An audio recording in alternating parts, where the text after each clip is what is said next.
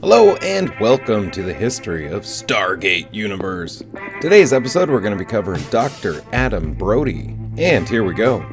Dr. Adam Brody is a male Tok'ra engineer who was assigned to the Icarus Base in 2009. He and roughly 80 people were forced to evacuate Icarus Base during an attack against the base by 3 Lucian Alliance Ha'tak vessels. He ended up on Destiny, an ancient starship located several billion light years from Earth, and one of his duties on the ship was to help Dr. Nicholas Rush repair the failing life support system, working alongside Dr. Lisa Park.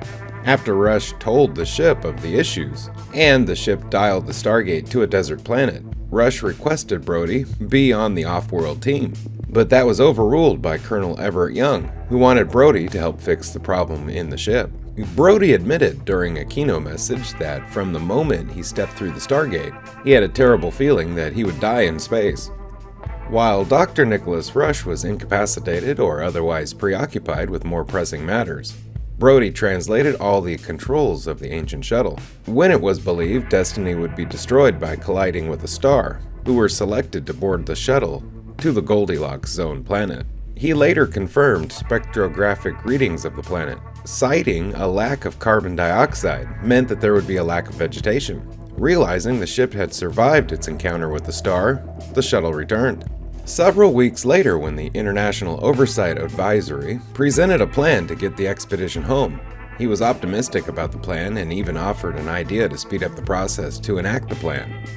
Following orders, he and Sergeant Hunter Riley were working in a section of the ship exposed to the vacuum of space when their repairs to a power line failed.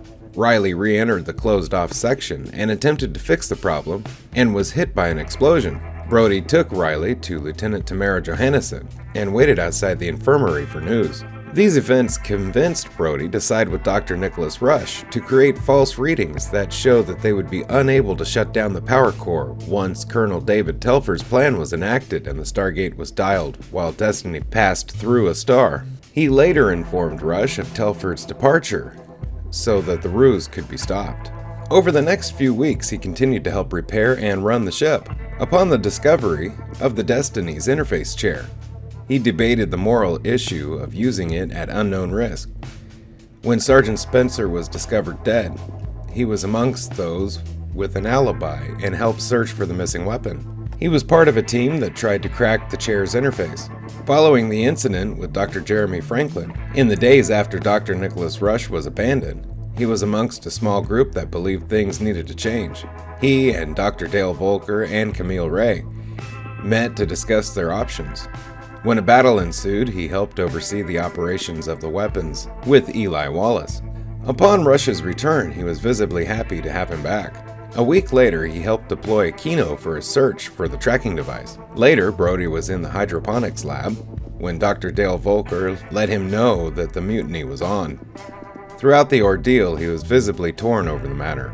Sometime later, Brody and Dr. Lisa Park were charged with repairing the damage to the ancient shuttle. While they were capable of making extensive repairs, he believed it would never break from the gravity well of the planet.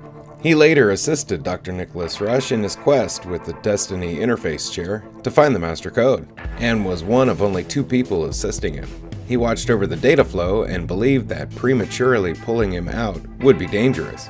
A day later, he was in the control room with Dr. Nicholas Rush and Sergeant Hunter Riley, trying to find a way to rescue the team that was left at the Ruins planet. He asked Rush if Destiny could be asked to turn around, but Rush said he had already tried with no result.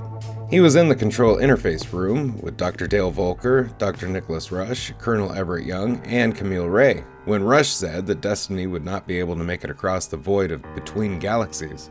He suggested that they increase Destiny's FTL efficiency, which led to Dr. Amanda Perry being brought aboard.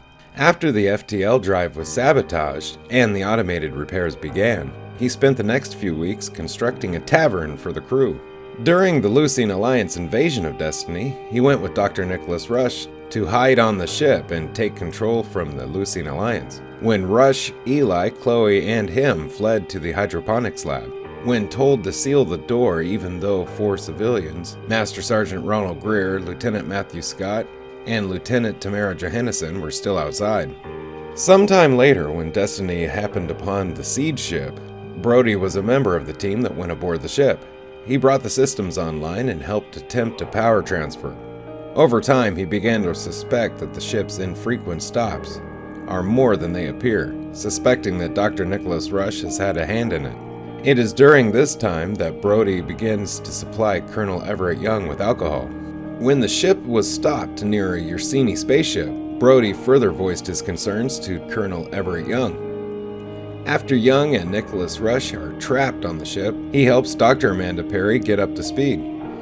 Brody is part of the group that discovers the bridge. After recovering the two, he quickly takes up working from the bridge. During Simeon's escape and hunt for him, he mans a console overriding lockouts and attempting to stall the Destiny's jump countdown. After the previous lost ancient shuttle shows up, he is cautious to believe it is really Dr. Robert Kane and those left behind. Brody confirms that the shuttle is in perfect order, even smelling new. Brody is the one who noticed the energy signature of the damaged Yersinia spaceships in the graveyard. He joins the teams investigating one of the ships. After the drone attack on the Destiny, he helps with the repairs and voices concerns about the Yersinia plan to perform a coupled FTL jump. During the attack on the control ship, he manned systems on the bridge. Following the ship's destruction, he and Dr. Dale Volker work to repair the ship so that they can jump to FTL. He briefly helps the analysis of an inert Berserker drone. The two effect repairs in time for the ship to jump away. After the attack, Brody has a strong voice for the severity of damage to the ship. When Dr. Bill Lee is going over Eli Wallace's plan to dial in a star, he admits that he has great respect for Eli. Following their passage through the star and seeing the second Destiny, he agrees that it's worth getting the parts from the other ship and is a member of the team that goes. 2010. During a visit to the ship by Dr. Andrew Corvell and Senator Michaels, he raises concerns over possible damage to the FTL engine as part of a plan to give Master Sergeant Ronald Greer and Camille Ray information on how to disarm the Lucian Alliance Quadria bomb. About a week later, he and Dr. Lisa Park assist Tamara Johannesson in her preparations for a kidney transplant for Dr. Dale Volker.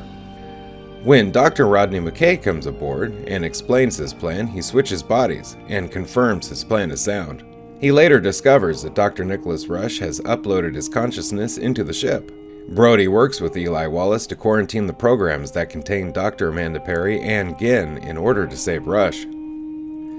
Sometime later, he and Eli Wallace are working on a stasis pod in Destiny's stasis hall. When he is trapped, he is later freed, suffering no ill effects.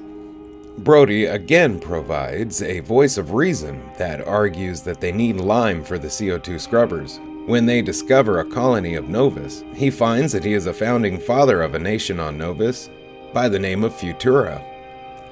Upon their arrival at Novus, he uses Destiny's main weapon to breach a hole in the fallout shelter doors. Brody joins the team to the bunker and helps investigate the database and its transfer. When the ship was performing an aero-braking maneuver in conjunction to a recharge, he questioned the reason for it as reserves were adequate. On an abandoned colony of Novus, he helps gather supplies and is part of a team pinned down by drones. The team was able to make it back safely to Destiny. Finally, he enters a stasis pod for the trip to the next galaxy. Hey, thank you for watching the history of Stargate Universe. Special thanks to the Stargate Wiki for all information you heard today, and very special thanks to Royalty Free Tube for this fantastic background. Have a great day. Bye-bye.